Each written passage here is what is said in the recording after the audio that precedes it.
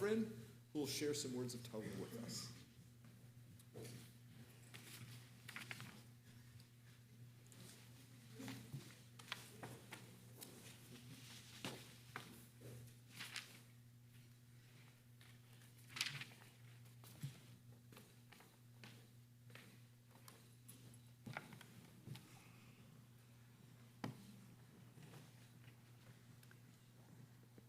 Shabbat Shalom.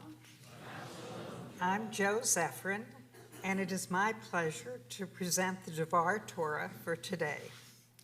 I'm going to discuss the third triennial reading of Balak, which we just read this Shabbat. This portion concentrates on two men and a donkey. Unfortunately for you animal lovers, I am not going to discuss the part about the donkey. To put this Parashat in context, the Israelites have made camp in the steppes of Moab across the Jordan River from Jericho. They are so numerous that Balak, the king of Moab, fears that they will use up all the natural resources in the area.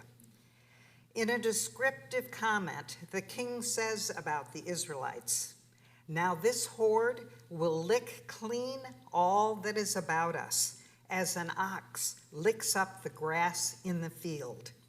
So he sends for Balaam, a powerful wizard, to put a curse on the Israelites and drive them out of the land. Balaam has quite the reputation. All he blesses are blessed, and all he curses are cursed.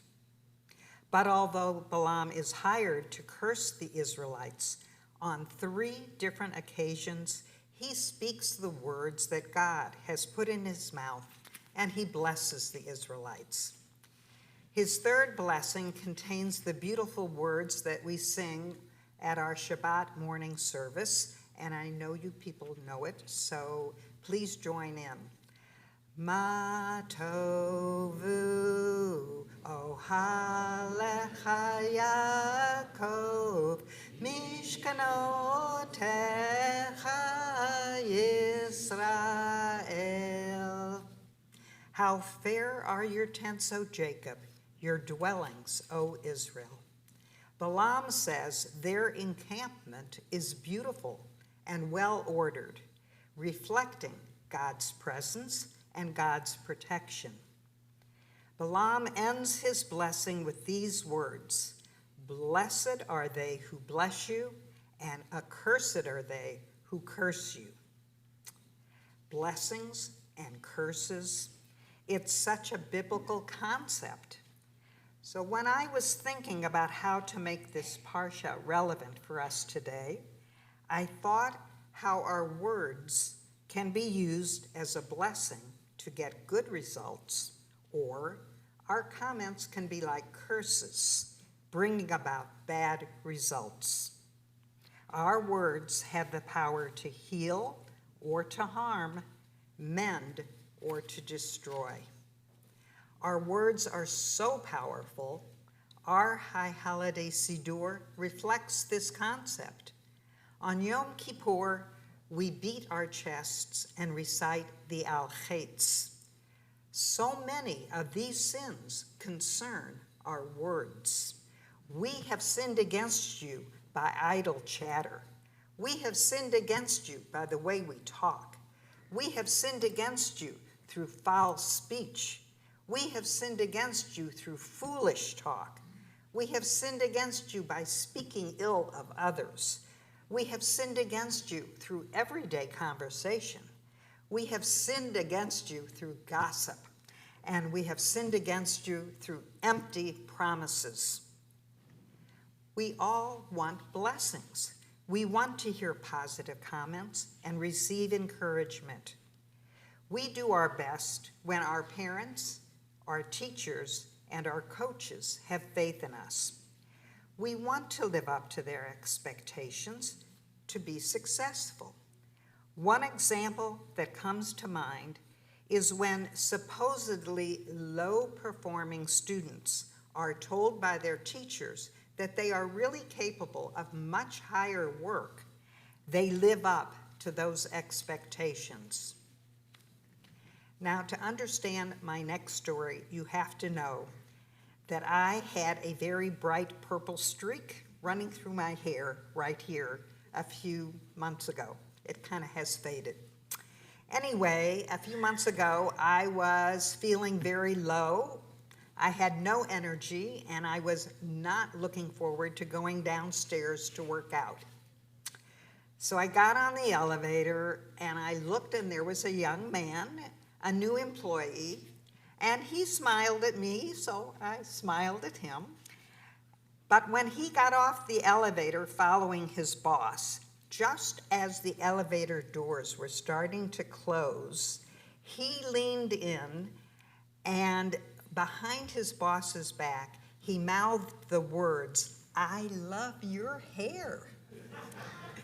I can't tell you how great that made me felt. He went out of his way to give an old lady a compliment. I laughed, and my entire mood shifted from gloomy up to joy.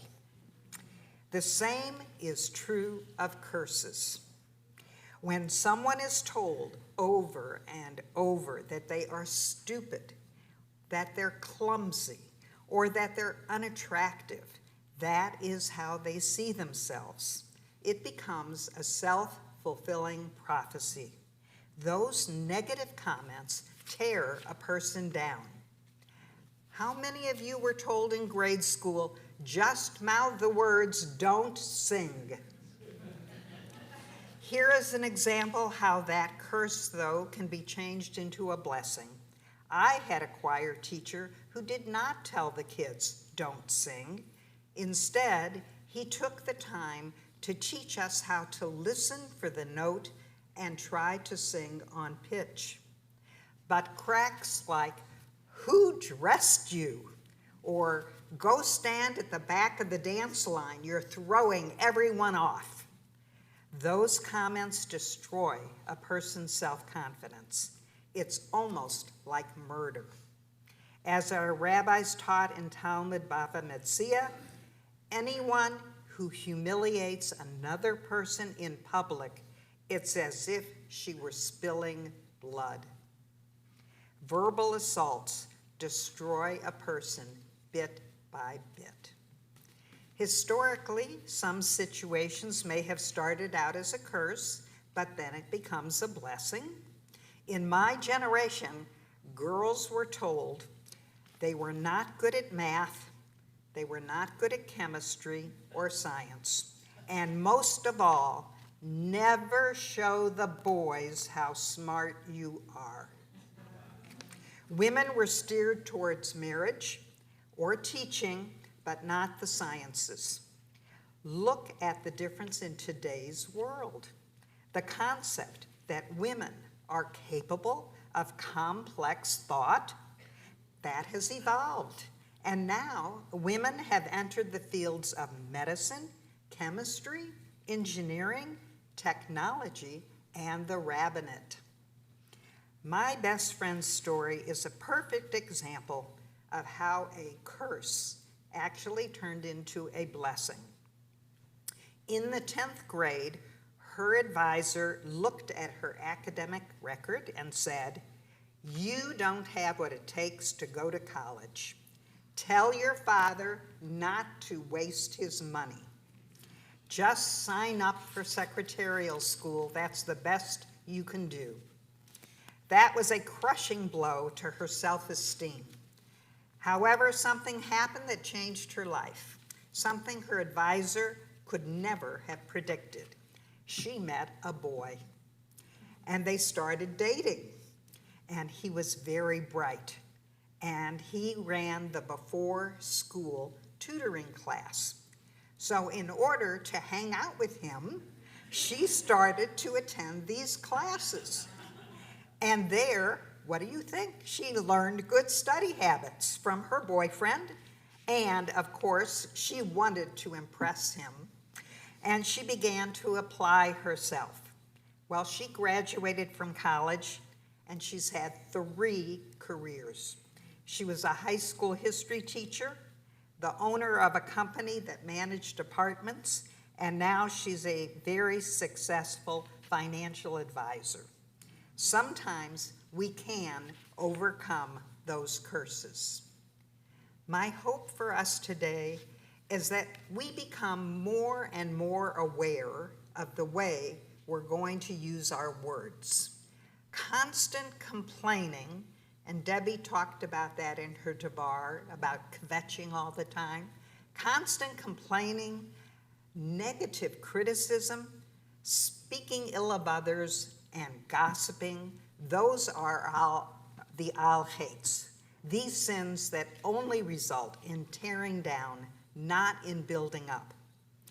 In a similar saying from Talmud Bava Metzia, our rabbis teach, it is better for a person to throw herself into a fiery furnace than to humiliate someone in public.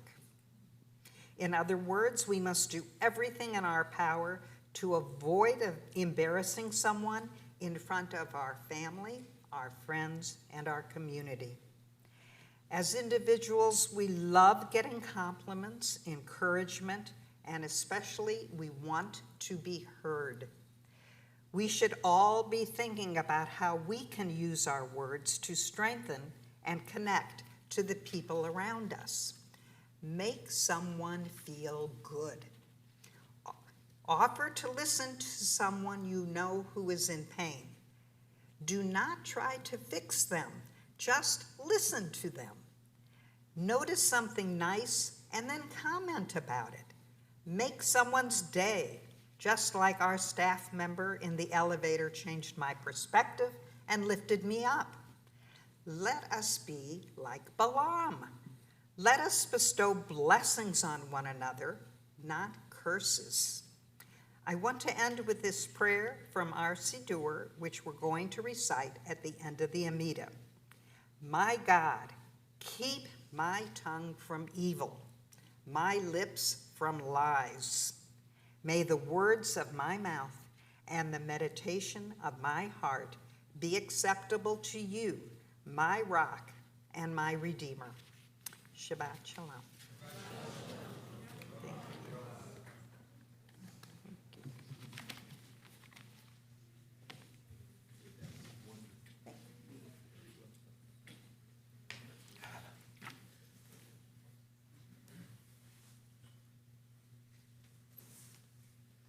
You know, there have been many times in the history of Congregation Beth Torah when we've been without a rabbi. Most of the time it's been either between rabbis or when a rabbi's been on vacation or sabbatical.